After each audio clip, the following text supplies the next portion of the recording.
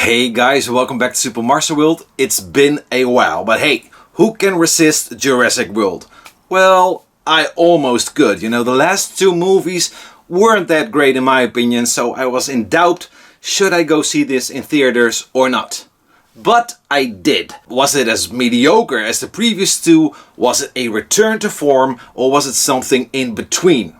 I'll tell you how I feel in this review, but beware of some spoilers. Let's stop talking and dive right in. Here we go. The story. Zoe Bennett and her friend Duncan Kincaid are recruited for a top secret mission to retrieve biosamples of 3 of the largest specimens. On their mission, they save a shipwrecked family and, of course, as you guessed it, they run into trouble. On the island, they find themselves surrounded by deadly hybrids and new dangers. What I like. Scarlett Johansson and Mahershala Ali. Scarlett Johansson might not be the first actress that comes to mind when you're casting a new Jurassic World movie, but I'm glad they cast her, because she carries this movie together with Mahershala Ali. Both of them are actors I really like, and I really like their characters as well. It's a good thing these two are in this movie, because without them, it might have been a dull movie. The feel. We returned to an island setting, and I'm glad we did, because that makes it feel like a Jurassic Park or Jurassic World movie. The previous two films lacked that feeling. There's more than enough scenes of action, spectacle and adventure that contributes to that feeling. Action and effects. Like I said, there's more than enough action, but it takes a little while to get there.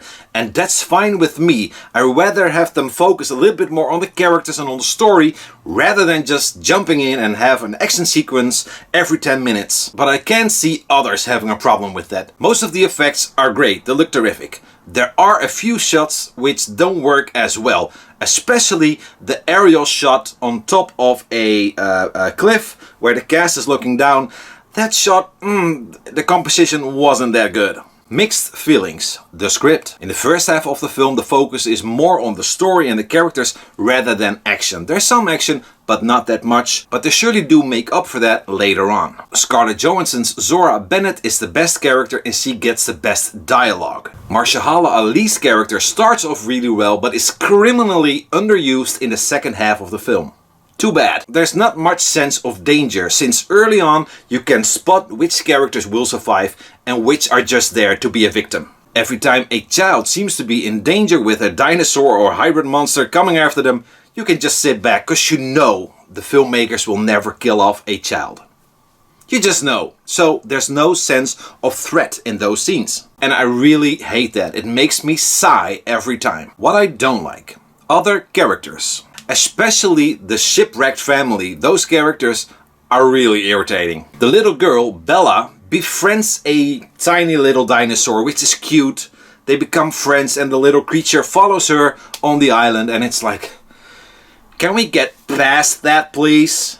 It felt like watching Dora the Explorer. Come on, I'm so sick of that. Can we turn this into an R-rated franchise? Please. The elder daughter of the family, Luna, doesn't really contribute to anything. And her boyfriend, Xavier, is even worse. He's the most irritating character of the whole film. He should have been ripped apart and eaten early on. And then there's the typical corporate guy, of which you just know he's out for the money, he's out for fame, and he's going to screw everybody over near the end. Which of course he does. Cliché much? Lack of wow factor. As diehard film fanatics, we are spoiled. I'm aware of that. And I'm aware of that because of movies like these. They offer us spectacle, they offer us great effects, action, jumping off cliffs, you name it. And yet most of the time I feel like I've seen it all before. Spoiled. And sure, there are a few eyebrow raising moments, but nothing made me go, holy shit. T-Rex misuse. The T-Rex is in this film, of course. How can you make a Jurassic Park or Jurassic World movie without the fan favorite T-Rex? However, the creature is sorely misused.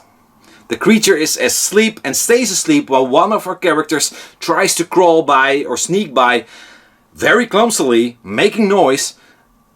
The creature should have woken up. And when eventually it does go after the characters, you'll know they will survive, all of them, because they're a family. Most magical moment. Well, I love the earlier part with the Mosasaurus and the ship. That was pretty spectacular. But I'll go with the reappearance of the D-Rex near the end, because that was pretty creepy stuff. Did you know the film is directed by Gareth Edwards, who is no stranger to creature features.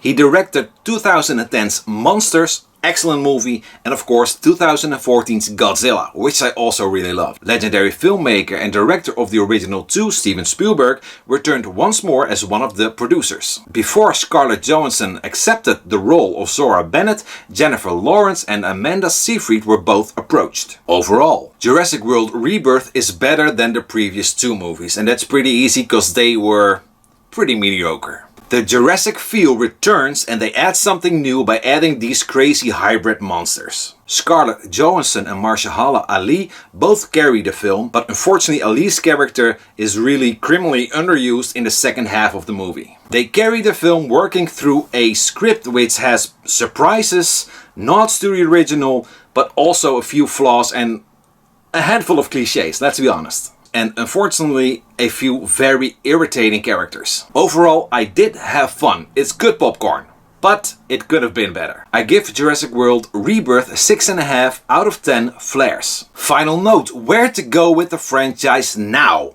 Aren't they already scraping the bottom of the barrel, or is there more in there? Well, as long as there's money to be made, they'll think of something. Personally, I'd say reboot the whole thing with an R rating. Make it darker and scarier. And return to practical effects. Thank you. So that's it for now, guys. Thanks so much for watching. Did you see Jurassic World Rebirth?